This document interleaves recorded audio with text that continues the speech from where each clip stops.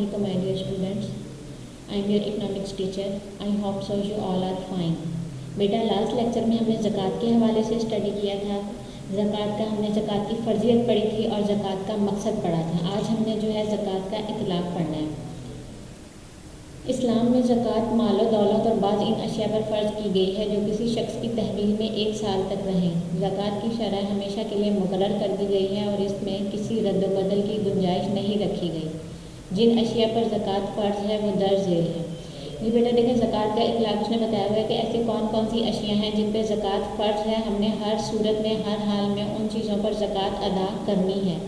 सबसे पहले है सोना, चांदी और नकद रुपया। अगर किसी शख्स के पास 1 साल तक 7.5 तोले सोना या 52.5 तोले चांदी रहे तो उस पर ज़कात फ़र्ज़ हो जाती है। इसके अलावा अगर किसी के पास 200 दरहम के बराबर सरमाया हो तो उस पर भी ज़कात फ़र्ज़ हो जाती है।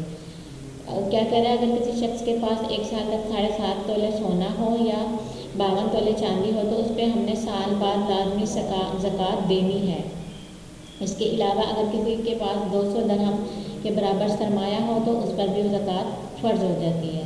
मीन्स के साल के बाद अगर किसी शख्स के पास 7.5 तोले सोना और उसके बाद 52 तोले चांदी मौजूद है तो उस पर हर हाल में उसने ज़कात देनी है। इस सूरत में ज़कात की शरह 2.5% है, यानी 40वां हिस्सा है।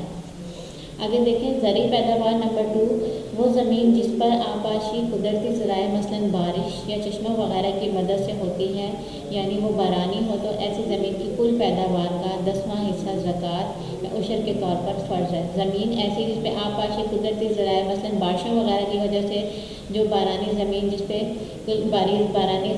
हमारी पैदावार हो रही हो, मीन्स कि कुदरती ज़राए की वजह से बारिशों वगैरह की वजह से, तो वहाँ पर ज़मीन की कुल पैदावार का 10वां हिस्सा ज़कात के तौर पर हमने देना होता है। अगर ज़मीन नहरी हो या मसनूई आबपाशी के तरीक़ों से काश्त हो रही हो तो उसमें 20वां हिस्सा।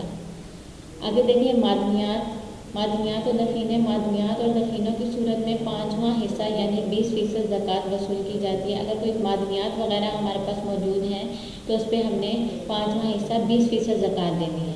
नंबर 4 है माल मवेशी। वो मवेशी जो तजारत की गर्ज से पाले जाते हैं उन पर भी ज़कात फ़र्ज़ होती है, लेकिन उनकी शरह में फ़र्क है। अगर भेड़ बकरियों की सूरत में अगर उनकी तादाद 40 हो तो ज़कात है। इस तरह अगर हमारे पास गाय की सूरत में 30 गायें हों और ऊँट 5 हो तो उन पर ज़कात लाजमी देना फ़र्ज़ है साल के बाद।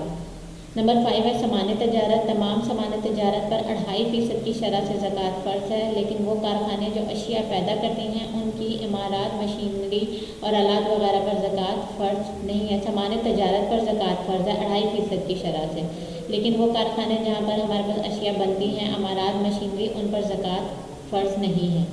उसके बाद नेक्स्ट टॉपिक है ज़कात के मुस्तहिकीन। ज़कात के कौन कौन से मुस्तहिकीन हैं, किन किन को हम ज़कात दे सकते हैं। हर शख्स ज़कात का मुस्तहिक नहीं हो सकता, बल्कि ज़कात के माल के सिलसिले में सूरह तौबा में दर्ज मुस्तहिकीन मुकर्रर किए गए हैं। सूरह तौबा में बताया गया है हमारे पास कि ऐसे कौन कौन से मुस्तहिकीन हैं जिनको हम ज़कात दे सकते हैं। सबसे पहले फ़ुकरा हैं। इनसे मुराद वो लोग हैं जो खुद साहिब निसाब नहीं हैं और अपनी ज़रूरियात के लिए उनके पास माल काफ़ी नहीं होता और वह गुर्बत तंगदस्ती की ज़िंदगी बसर कर रहे होते हैं। मतलब फ़ुकरा जो हमारे पास फ़कीर होते हैं, ऐसे लोग जो उनकी ज़रूरियात का भी उनके पास सामान मौजूद नहीं होता और वो बहुत ज़्यादा तंगदस्ती की ज़िंदगी गुजार रहे होते हैं, उन लोगों को हम ज़कात दे सकते हैं। नंबर 2 है मसाकीन। इनसे मुराद वो लोग हैं जो कि मफलूकुल हाल हैं, यानी वो लोग रोज़गार हासिल करने के काबिल नहीं हैं, यानी ऐसे लोग जिनकी गड़ और औकात बड़ी मुश्किल से औकात बड़ी मुश्किल से होती है। उनमें हमारे पास ज़ईफ़ हैं, नादारा, अपाहज, लाफारिस वगैरह हैं। मसाकीन ऐसे लोग हैं जिनकी गुज़र-औक़ात मुश्किल से होती है, जिनमें ज़ईफ़ आ जाते हैं, नादार। ऐसे लोगों को ये भी हमारे लिए ज़कात के मुस्तहिकीन हैं। आमलीन ज़कात वो लोग हैं जिन्हें हुकूमत ज़कात की वसूली के लिए मुकर्रर करती है। हुकूमत खुद मीन्स के मुकर्रर करती है कि इन लोगों को ज़कात देनी चाहिए। मकरूज़, अगर कोई शख्स बहुत ज़्यादा मकरूज़ हो तो उसे कर्ज़े से निजात दिलाने के लिए ज़कात दी जा सकती है ताकि वो अपना कर्ज़ा वापस कर सके। नंबर 5 ग़ुलामों की आज़ादी। किसी शख्स को ग़ुलामी से रिहाई दिलाने के लिए भी ज़कात दी जा सकती है। ये कुछ ज़कात के मुस्तहिकीन हैं हमारे पास। اس میں مسافر بھی آ جاتے ہیں. فی سبیل اللہ ہم اللہ کی راہ پہ ویسے کسی نیک کاموں میں خرچ کرنے کے لیے دین کو قائم جو اللہ تعالیٰ کے دین کو قائم کرنے ایسے مضبوط بنانے اور اس کی اشاعت و تبلیغ سے متعلق ہوں ایسے لوگوں کو بھی ہم زکوٰۃ دے سکتے ہیں جو مطلب کسی دینی راہ پر خرچ کر دیں. پاکستان میں زکوٰۃ کا نفاذ کس طرح سے ہوا؟ صدر پاکستان نے بروز جمعۃ المبارک 20 جون 1980 کو ایک آرڈیننس کے ذریعے زکوٰۃ اور عشر کے نفاذ کا اعلان کیا. مینس کے جمعۃ المبارک 20 جون کو 1980 کو آرڈیننس کے ذریعے زکوٰۃ اور عشر کے نفاذ کا اعلان ہوا تھا. یکم رمضان المبارک 1400 ہجری سے زکوٰۃ کا سال شروع کیا گیا.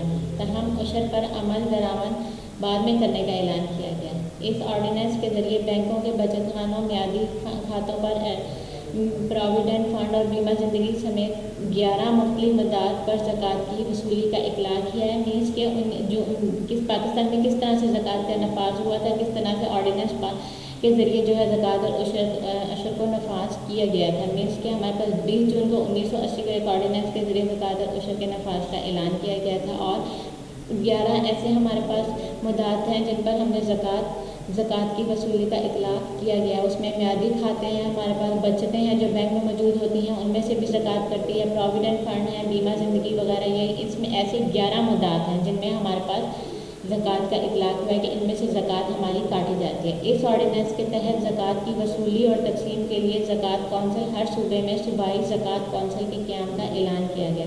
مطلب ہر صوبے میں جو ہے زکوٰۃ کونسل کو جو ہے وہ بنایا گیا ہے جہاں پر زکوٰۃ لی جاتی ہے. مرکزی زکوٰۃ کونسل 16 ارکان پر مشتمل ہوگی. ان میں 3 علماء کرام, 5 مختلف شعبہ حیات زندگی سے تعلق رکھنے والے افراد اور خدمت دین میں دلچسپی رکھنے والے غیر سرکاری حضرات, 4 صوبوں کے ایڈمنسٹریٹرز زکوٰۃ, وفاق سے تعلق رکھنے والے افراد اور خدمت دین میں دلچسپی رکھنے والے غیر سرکاری حضرات. مینس کہ اس میں ہمارے پاس خزانہ اور مذہبی امور کے وفاقی سیکرٹری بلحاظ عہدہ اور ایڈمنسٹریٹر جنرل زکوٰۃ اس کونسل کے ممبران ہوں گے, جبکہ سپریم کورٹ کا جج اس کونسل کا سربراہ ہوگا. کچھ انہوں نے کونسلز مینس اس میں بنا دی ہے, ٹیمز بنا دی ہیں. ممبرز کون کون سے ہوں گے؟ اس میں 16 ارکان مشتمل ہوں گے جن میں علماء کرام ہوں گے, صوبائی ہمارے پاس ایڈمنسٹریٹرز ہوں گے, وفاقی وزارت خزانہ ہوں گے جس میں ہمارے پاس وہ زکوٰۃ کا بتائیں گے کہ کس طرح سے کون سی چیزوں پہ زکوٰۃ کی قیام کا اطلاق ہے, ہمارے پاس کون سی کن چیزوں سے ہم زکوٰۃ کی وصولی